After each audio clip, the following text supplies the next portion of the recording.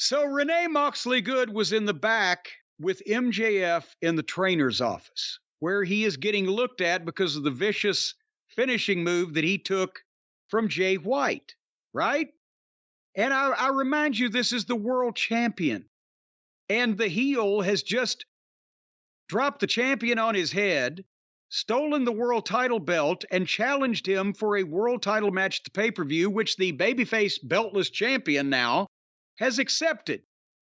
And he's in the trainer's office and he's starting to talk about that when there's the Acclaimed just in the background, and Caster sneaks up behind MJF and takes the place of the trainer that's given MJF the neck rub and starts rubbing MJF's neck. And MJF looks up and sees him and jumps up and stops selling and just accuses Caster, who's another babyface, of being a stalker and leaving him weird emails and tweets. And Renee Moxley Good even says, yeah, I've seen some of those tweets. They're disturbing. And then MJF said, I've got to call Adam Cole. Of course you would, after some other strange man has come up and rubbed your neck. And who apparently has been stalking you. And Caster's not the gay one, right? Well, straight men can stalk other straight men. There's nothing. Why is he rubbing his neck? I was about to say there's nothing wrong with that. There's plenty wrong with that, but you could stalk whoever you want to stalk, I would assume. Are you saying that, heterosexual stalking is acceptable? I'm saying no stalking is. I think we should get rid of all stalkers.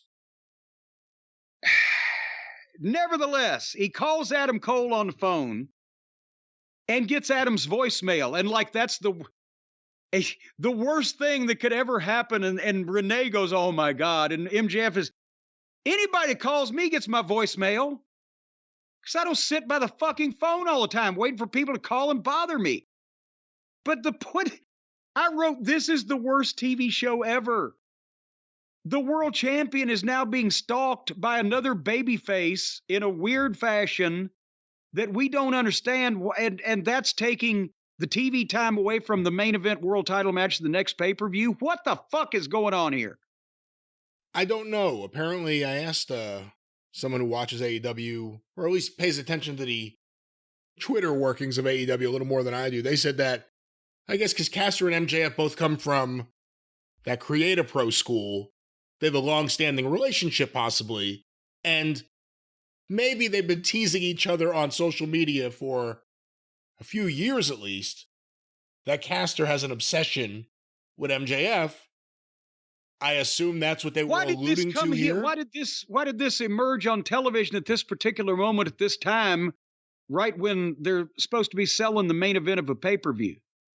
I fear we're going to get like a three-way war between MJF, the Acclaimed, and Billy Gunn against Bullet Club Gold, against Roddy and Taven and Bennett and whoever that fourth person is. Because we still don't know who the mystery person is who beat up Jay White, who was pretending they were MJF wearing his devil mask. Good God. If that's not MJF, you have to think it's one of these other suspects. What are you, the Sea Hag? What is this? I'm trying to clear my sinuses. This shit's clogging my head up. That's how you clear your sinuses? It's like a fire alarm. Anyway,